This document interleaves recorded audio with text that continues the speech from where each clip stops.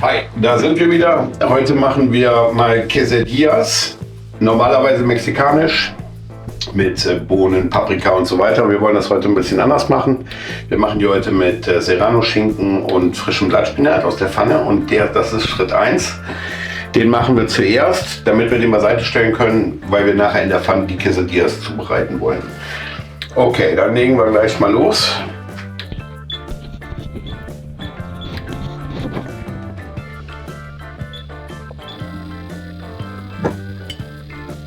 Bisschen Olivenöl.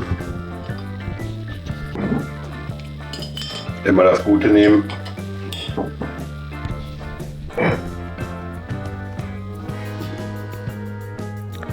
Lassen wir das kurz heiß werden.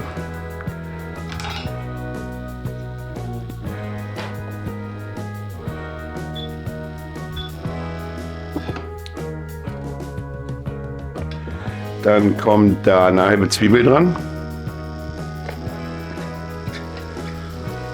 Das Olivenöl. Eine Knoblauchzehe, klein gehackt.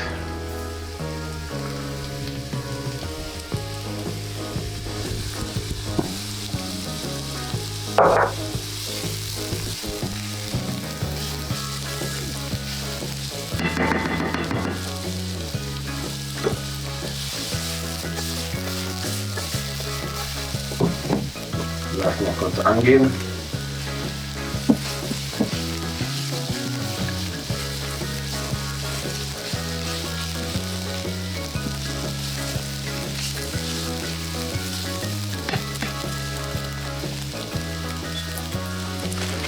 Dann haben wir hier frischen Blattspinat.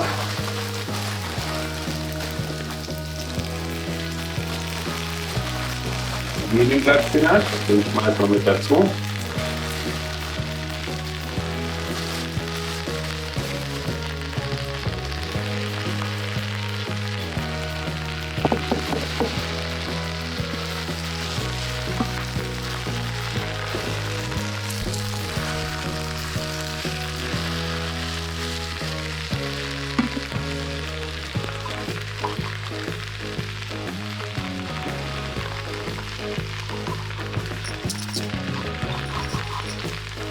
Jetzt funktioniert das Salz nicht, Vorführeffekt.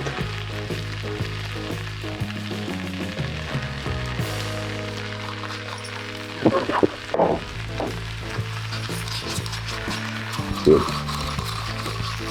fangen wir den Pfeffer an.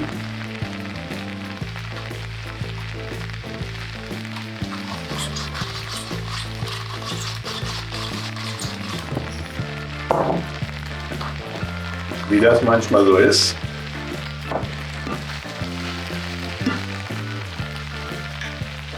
Da war der Deckel noch zu.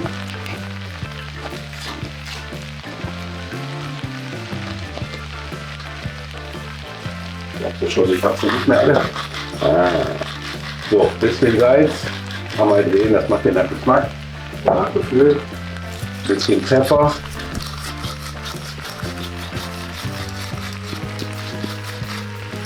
Reicht schon.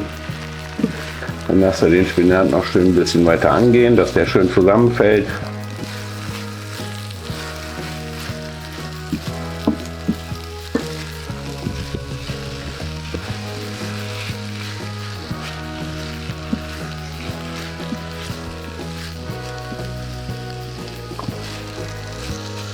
So, und dann ist das auch schon okay. Das füllen wir uns jetzt ab in ein Töpfchen, wo wir den gleich brauchen zum Weiterverarbeiten.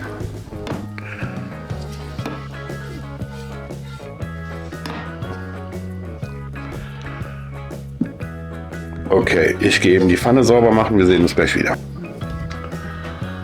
So, und weiter geht's. Spinat ist angebraten. Dann haben wir jetzt hier so die klassischen Weizentortillas.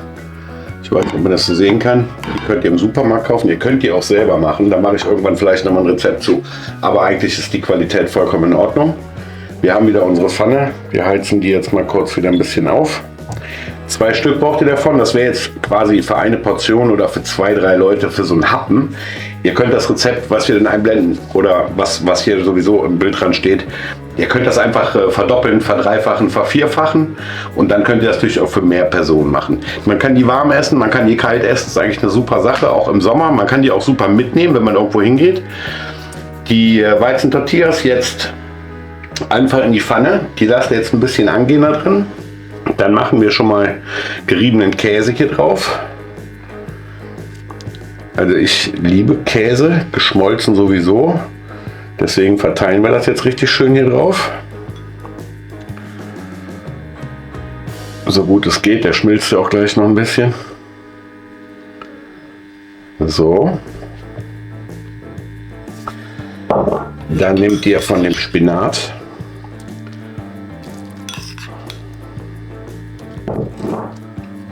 Den müsst ihr dann so ein bisschen auseinanderrupfen.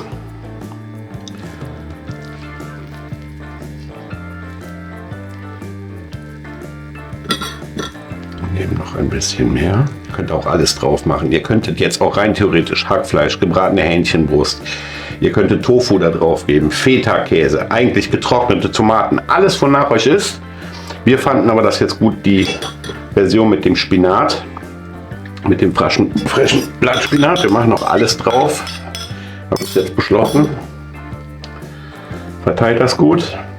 Und es geht weiter. Jetzt haben wir den Spinat drauf verteilt, den Käse. Jetzt machen wir hier noch mal ein bisschen Käse drauf. Mit dem Käse wirklich nicht sparen. Dann haben wir hier guten Serrano-Schinken. Den verteilen wir jetzt auch hier drauf.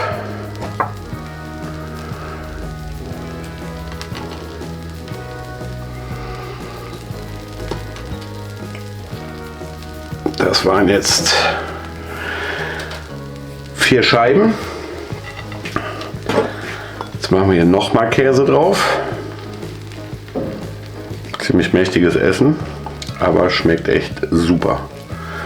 So, jetzt nehmt ihr den anderen Weizenwrap und drückt den hier so ein bisschen drauf und dann lasst ihr das Ganze einfach noch ein bisschen unten von der einen Seite weiter braten. Und jetzt gleich drehen wir das Ganze einmal.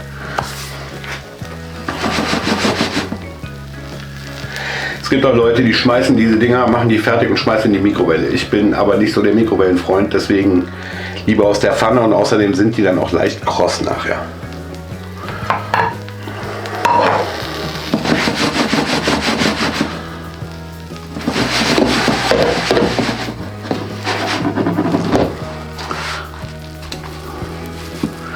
Jetzt können wir den auch schon einmal wenden.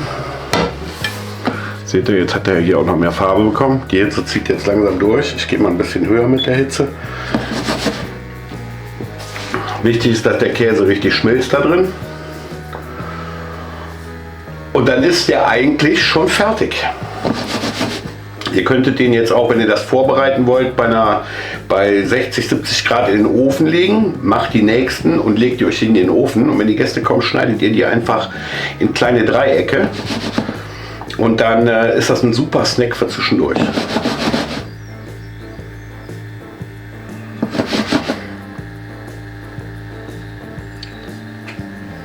Das dauert halt jetzt einen Moment, bis der Käse richtig geschmolzen ist und bis das leicht kross ist. Ich denke, das Ganze dauert so 4, 5 Minuten, dann ist der Käse gut geschmolzen. So, unser Quesadilla ist jetzt fertig. Wir machen jetzt aus. Und voilà, so sieht er aus. Viel Spaß beim Nachkochen und wenn es euch gefallen hat, lasst einen Daumen hoch da, vielleicht sogar ein Abo, da würden wir uns sehr darüber freuen.